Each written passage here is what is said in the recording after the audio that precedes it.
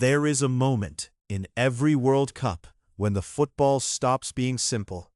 A team scores late, the table changes, the crowd thinks it understands what it means, and then someone points at a tiebreaker most people had forgotten about. A yellow card from the first match suddenly matters. A head-to-head result becomes more important than goal difference. A third-place team has to wait for another group on the other side of the tournament. A knockout game goes beyond 90 minutes, and the whole story is decided by rules that barely anyone talked about before kickoff. That is the danger of the 2026 World Cup. Not because the rules are impossible, they are not, but because the tournament is bigger, the group stage is wider, and the margins are going to feel stranger than many fans expect. This is the Football Files, and today we are looking at the 2026 World Cup rules most fans will only notice when it is too late. Before we go deeper, if you like calm football explainers that help the tournament make sense before the chaos starts, subscribe to the Football Files, because this World Cup is going to reward the fans who understand the system before everyone else is arguing about it. The first rule is the one everyone thinks they understand: the group stage. In 2026, the World Cup has 48 teams. That means 12 groups of 4.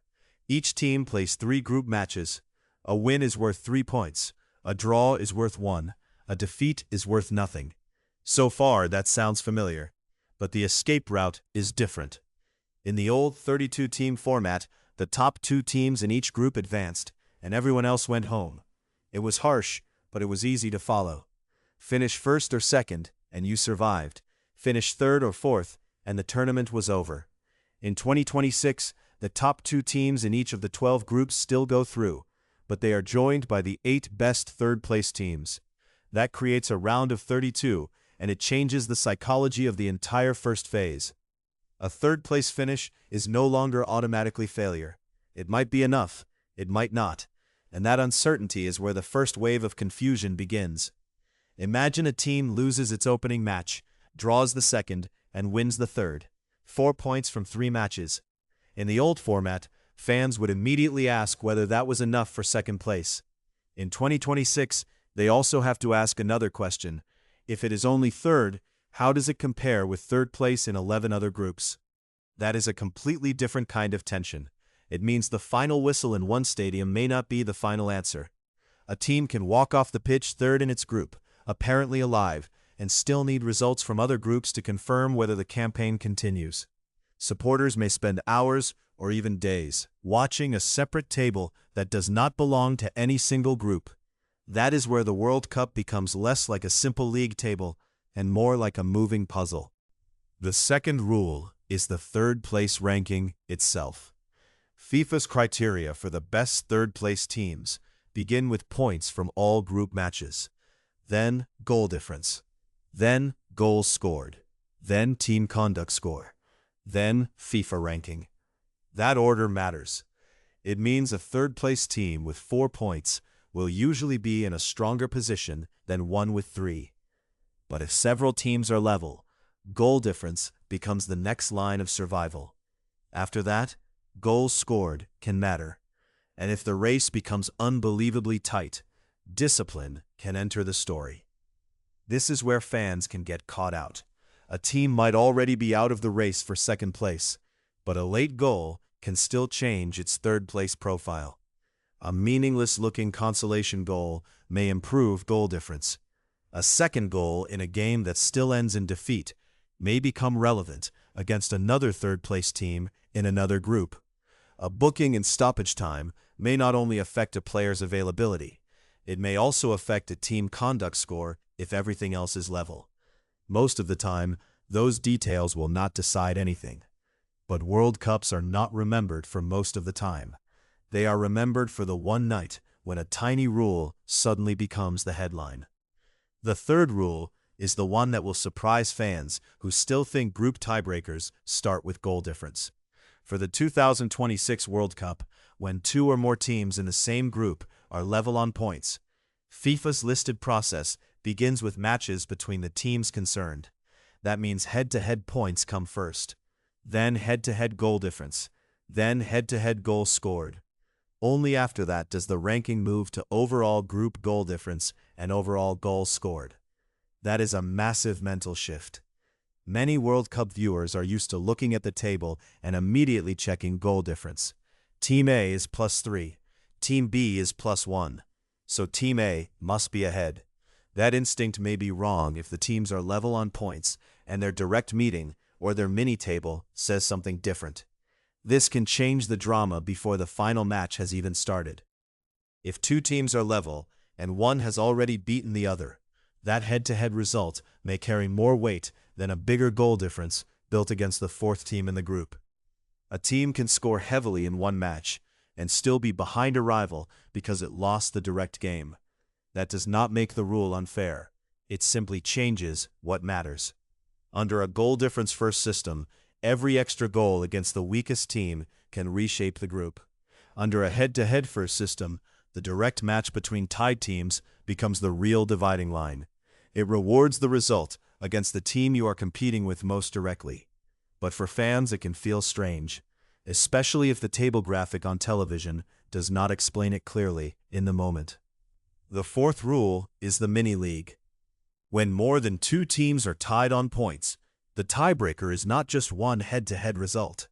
The matches between the tied teams are treated as their own small table. Results against the team outside that tie can be removed from the first step. That is where the confusion can really start. Let us say three teams finish on the same number of points. FIFA's process looks first at the points those teams earned in the matches between themselves, then the goal difference in those matches, then the goals scored in those matches. Only if that still doesn't settle it do the broader group numbers become decisive. This matters because a team's biggest win might not help immediately if it came against the fourth side and the ties being judged first by matches among the tied teams. Again, that is not a mistake. It is how the ranking process is designed. But it is the kind of rule that feels invisible until a group ends in a three-way tie and fans suddenly realize the table they were watching all night was not the whole story. This is why the final group matches in 2026 could be so tense.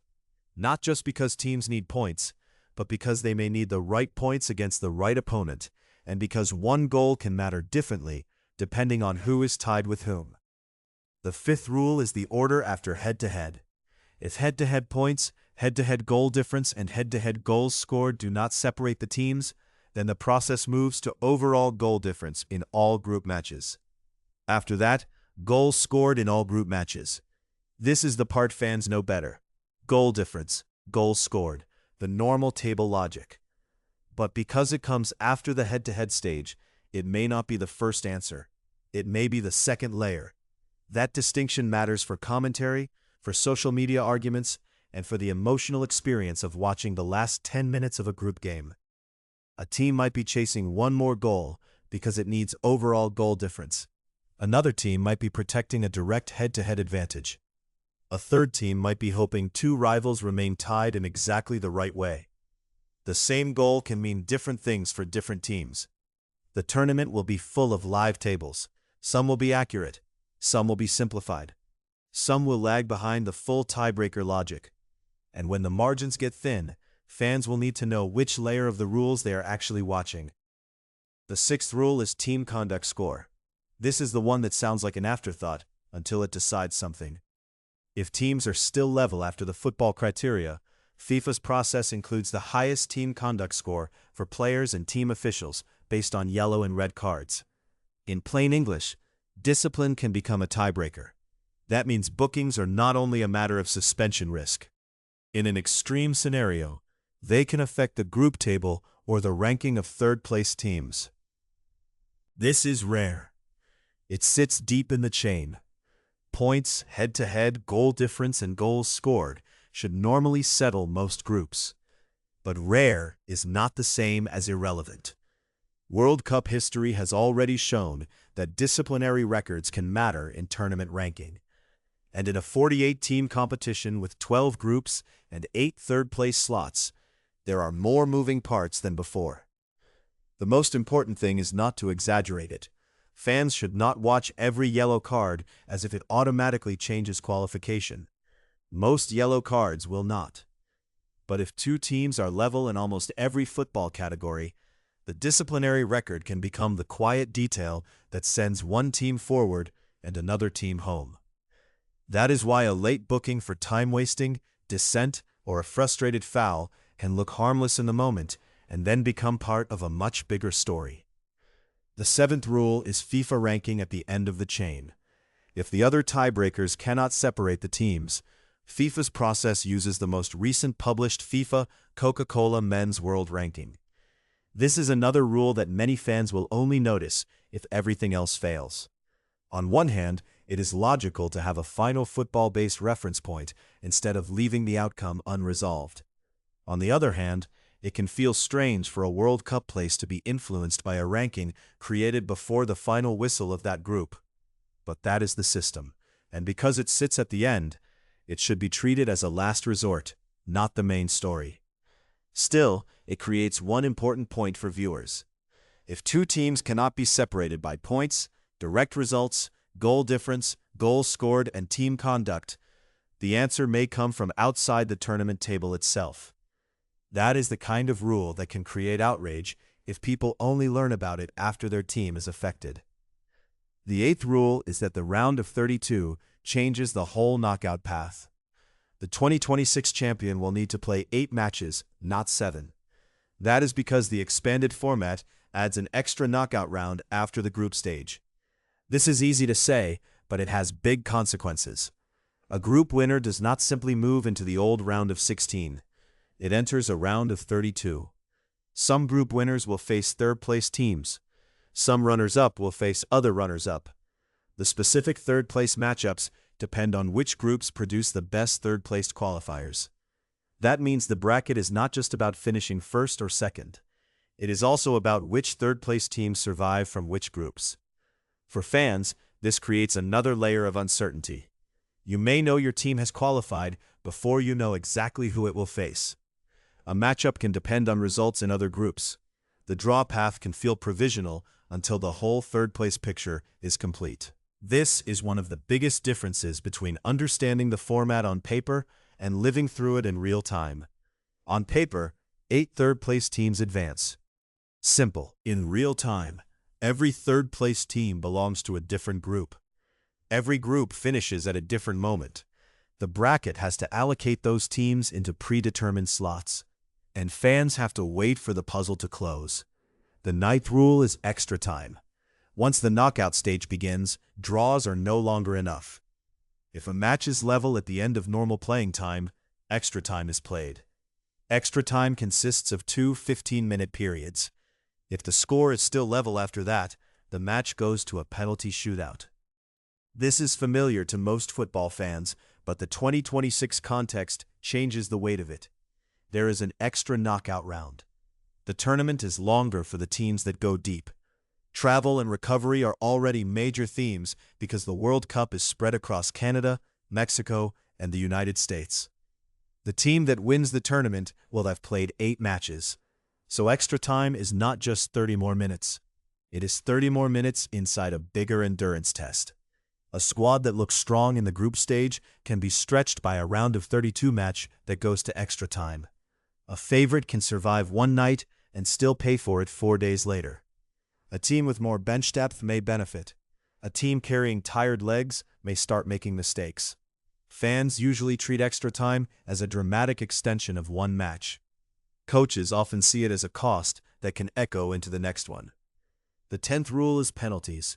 If knockout extra time does not produce a winner, penalties decide the match.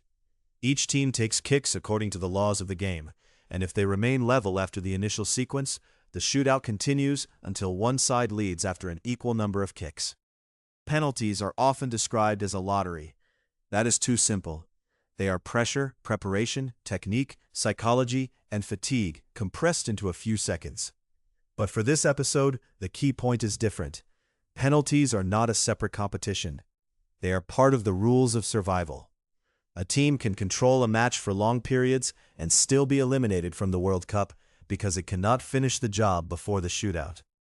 A goalkeeper can become a national hero. A substitute sent on late can have one kick define his tournament. A manager's decisions about who stays on the pitch can suddenly look enormous. In 2026, with more knockout matches overall, there are simply more opportunities for penalty shootouts to shape the tournament. The 11th rule is rest and recovery. This is not always described as a rule in the way fans use the word. It is not a tiebreaker, it is not a penalty procedure, but it is part of the tournament design, and FIFA's own format explanation points to balanced rest time as one of the considerations behind the revised structure. That matters because rules are not only about what happens when teams are level, they are also about how the competition is built. The 2026 World Cup stretches across 3 countries. It adds more teams, it adds an extra knockout round. It asks the eventual champion to play 8 matches. It creates more travel, more recovery decisions, and more pressure on squad depth.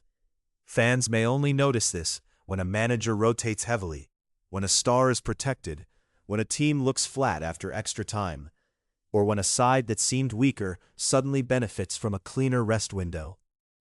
This is one of the quiet rules of tournament football. The fixture list is not just a calendar. It is part of the competitive environment. A team can be tactically brilliant and still suffer if it is exhausted. A team can have less individual talent, but survive because it manages minutes better. A match that goes to penalties may be remembered for the shootout, but the cost may show up in the next round.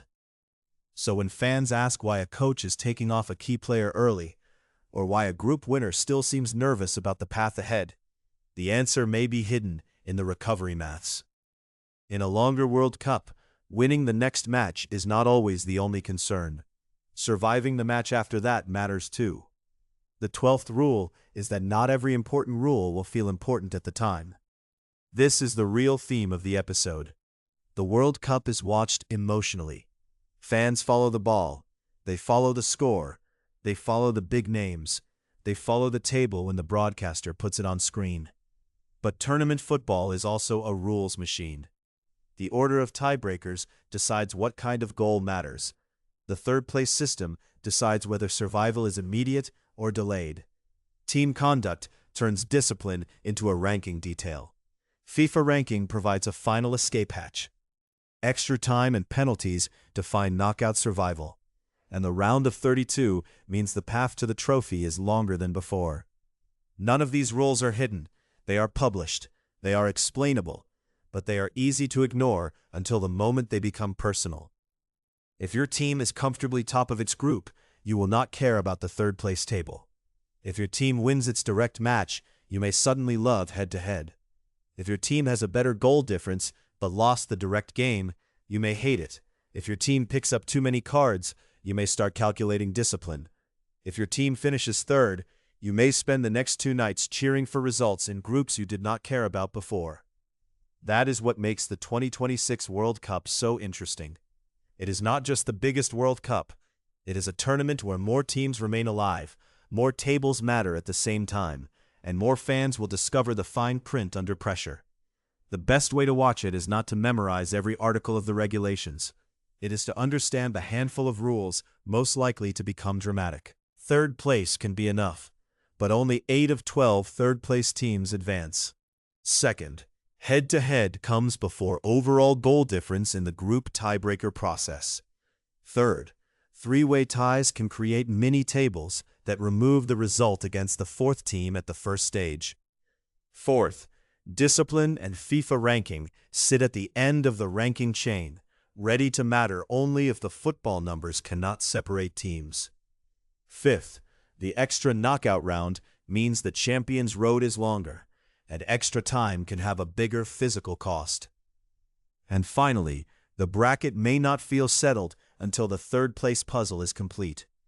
That is the World Cup 2026 rulebook in its most dangerous form. Not complicated for the sake of being complicated, but layered enough that the real answer may not be the first answer fans see on the screen.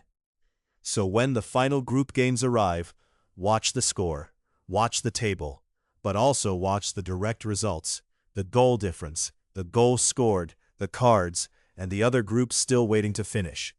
Because in this World Cup, the rule that decides everything might be the one nobody was talking about 5 minutes earlier. And by the time everyone notices, it may already be too late.